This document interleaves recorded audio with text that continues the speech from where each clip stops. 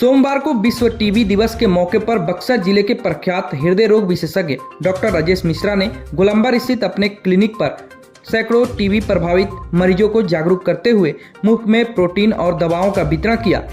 इस दौरान उन्होंने कहा कि जागरूकता ही हर बीमारी का सबसे प्रभावी इलाज है। इसी संदेश को आगे बढ़ाने के उद्देश्य से उन्होंने सभी लोगों से अपील की कि वे अपने परिवार और समाज में टीबी के प्रति जागरूकता फैलाने का कार्य करें। डॉक्टर राजेश मिश्रा ने कहा कि टीबी एक संक्रामक बीमारी है जिसका इलाज देश के सभी अस्पतालों में निःशुल्क उपलब्ध है।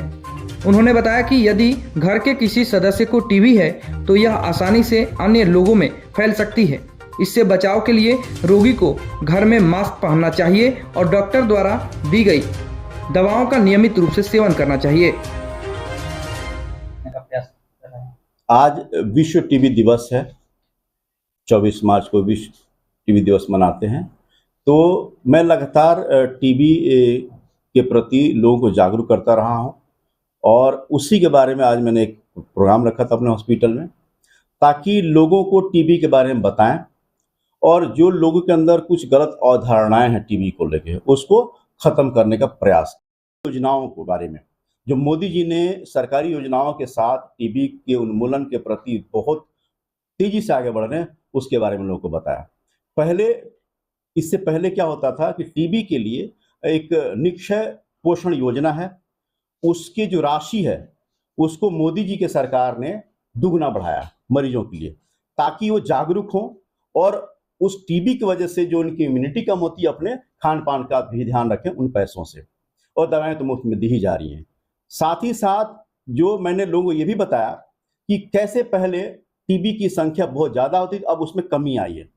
पहले मतलब कि 2015 से 2023 का जो आंकड़ा है उसके मुताबिक टीबी के जो केसेस थे पहले 237 प्रति लाख, आज के समय में वो घट के 219 प्रति लाख। मौतों की भी आंकड़ों में बहुत कमी आई है जो टीबी की वजह से होती है। पहले ये आंकड़ा 28 प्रति लाख था, अब वो घट के 22 प्रति लाख हो गया, यानी कि 21.4% मौतों के आंकड़ों में कमी हुई है और टीबी के केसेस भी 17.7% की कमी आई है। और साथ ही साथ लोगों को मैंने ये भी बताया कि आपको टीबी कैसे होती है, उसके क्या लक्षण हैं, उसके आपको टीबी हो गया तो कैसे बचेंगे, कैसे सरकारी योजनाओं का लाभ उठाएंगे, कैसे आप गलत इलाज नहीं कराएं, कैसे आप गलत जांच नहीं कराएं जिसकी जरूरत ही नहीं है। टीबी की जांच के लिए मुख्यतया जो जांच होती है वो बलगम की जांच होती है, एक्सरे होता है और सीबी नेट का फुल फॉर्म होता है cartridge based nucleic acid amplification test, जो एक सीरोलॉजिकल टेस्ट होता है और इसको जांच करने के लिए बहुत तेजी से होता है। 2 घंटे के अंदर ये जांच से पता चल जाता है कि पेशेंट को टीबी है कि नहीं। और साथ ही साथ लक्षणों की पहचान, टीबी का इलाज करने से पहले टीबी के लक्षण और साथ साथ जांच का कोरिलेशन होना चाहिए। यदि टीबी के डायग्नोसिस हो गई है तो टीबी की दवाइयां लंबी चलती है, एक इन्फेक्शन है, बैक्टीरियल इन्फेक्शन है, बहुत घबराना नहीं है। टीबी यदि किसी को हो गया तो उन मरीजों को खास ध्यान रखना, अपना भी और आसपास के लोगों को भी। कैसे? वो कहीं खुले में थूक नहीं फेंकें, वॉश बेसिन में उसको पानी से बहला दें या नाले के किनारे थूकें, क्योंकि ड्राई होकर किसी और को भी प्रभावित करेगा। एरोसेल में आएगा तो हम सबको भी टीबी का कर सकता है, संक्रमित कर सकता है। साथ ही साथ अपने खान पान पे ध्यान देना है। टीबी के मरीजों को प्रोटीन डाइट ज्यादा खानी है। वेजिटेरियन को पनीर, छेना, आपको दाल वाली चीजें खूब खानी है। और साथ ही साथ सिट्रस फ्रूट्स होता है, जैसे कि आपका संतरा हुआ, मौसमी हुआ, कीवी हुआ, आंवला हुआ, ये सब आप सेवन भरपूर मात्रा में कर सकते हैं। और जो सीजनल फ्रूट्स हैं बाकी वो खाइए आप।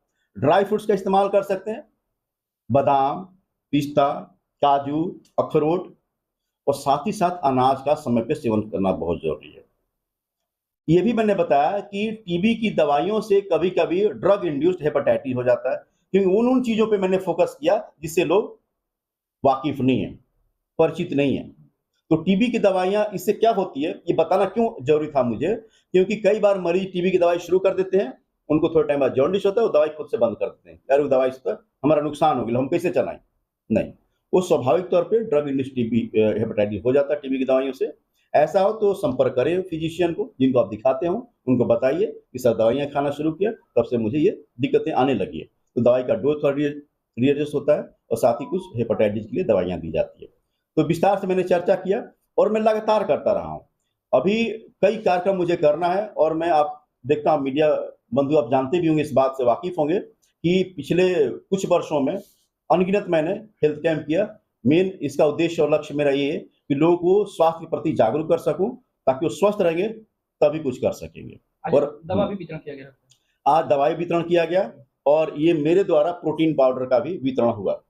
सैकड़ों की संख्या में मरीज आए थे यहाँ पे, उनको प्रोटीन पाउडर मैंने बांटा और ये एक छोटा सा मेरा प्रयास है।